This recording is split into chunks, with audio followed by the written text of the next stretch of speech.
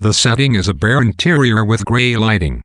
There are 2 small windows with drawn curtains, a door, and 2 ash bins covered by an old sheet. Ham sits on an armchair with wheels, covered by an old sheet. Clove stares at Ham, motionless. Clove staggers off stage and returns with a stepladder and draws open the curtains for both windows.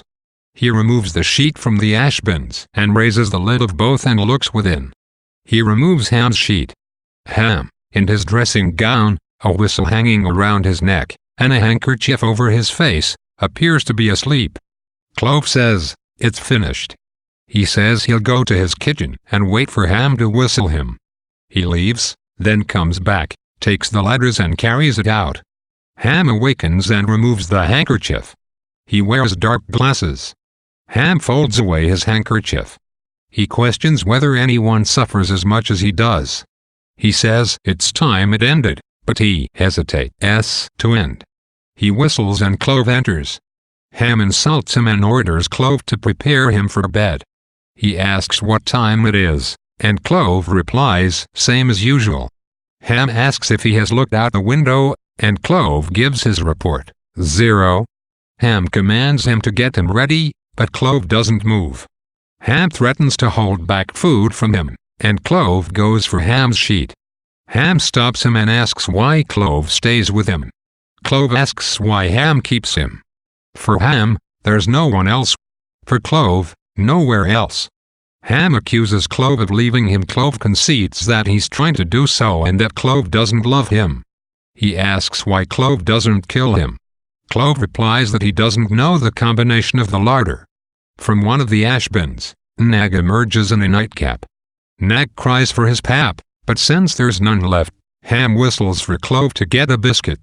Nag complains, and Ham directs Clove to close the lid on him. Clove says there's no more nature, and Ham refutes this, arguing that their bodies and minds change. After some more debate, Ham asks him what he does in his kitchen. Clove says he looks at the wall and sees his light dying.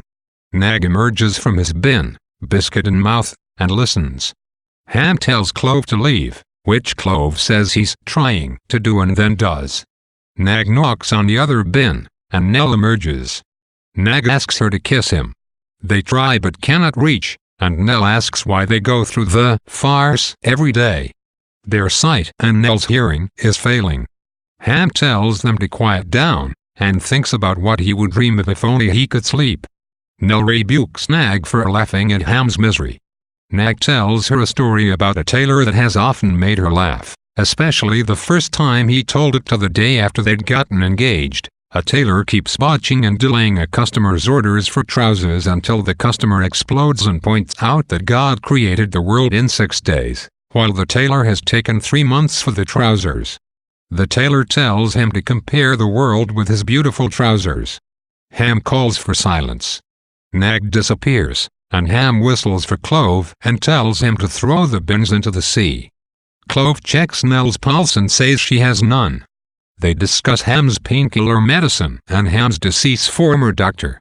Ham asks Clove to move him around on his chair and, as he can't see for himself, to hog the walls.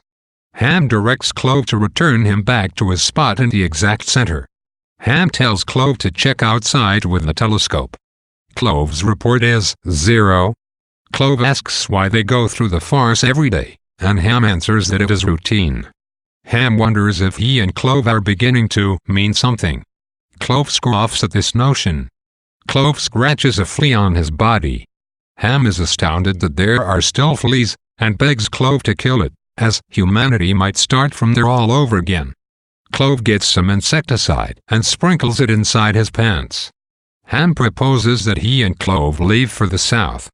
Clove declines, and Ham says he'll do it alone and tells Clove to build a raft. Clove says he'll start, but Ham stops him and asks if it's time for his painkiller it's not and inquires about Clove's ailing body. Ham asks why Clove doesn't finish them, but Clove says he couldn't do it, and will leave. Ham asks him if he remembers when he came here, but Clove says he was too small. Ham asks if Clove remembers his father. He doesn't and says that he was a father to Clove. Before Clove can leave, Ham asks Clove if his dog is ready. Clove returns with a three-legged toy dog, which he gives to Ham. Ham tells Clove to get him his gaff, and Clove wonders out loud why he never refuses his orders. He gets it for Ham, who unsuccessfully tries to move his chair around with it. Ham recollects a madman painter and graver friend of his who thought the end of the world had come, seeing ashes instead of nature. Ham asks how he'll know if Clove has left. Clove decides he'll set an alarm clock, and if it doesn't ring, it means he's dead. Ham says it's time for his story, but Clove doesn't want to hear it. Ham tells him to wake his father, and Clove looks into the ash bin of the sleeping Nag. Clove reports that Nag doesn't want to hear Ham's story, and wants a cigar plum if he must listen. Ham agrees, and Clove leaves. Ham asks Nag why he produced him, and Nag says he didn't know that it would be Ham. Ham tells a story about how a Bengali man came crawling to him on Christmas Eve. The man revealed he had left behind a small boy in his distant home, alone, and wanted food for the boy. Ham says he took the man into his service, and was asked if he would take the child, if he were still alive. Clove comes in and reports that there's a rat in the kitchen, and that he's exterminated half of it. Ham says he'll finish it later, but now they'll pray to God in silence. They are all disappointed by the lack of a godly response, and Ham believes God doesn't exist.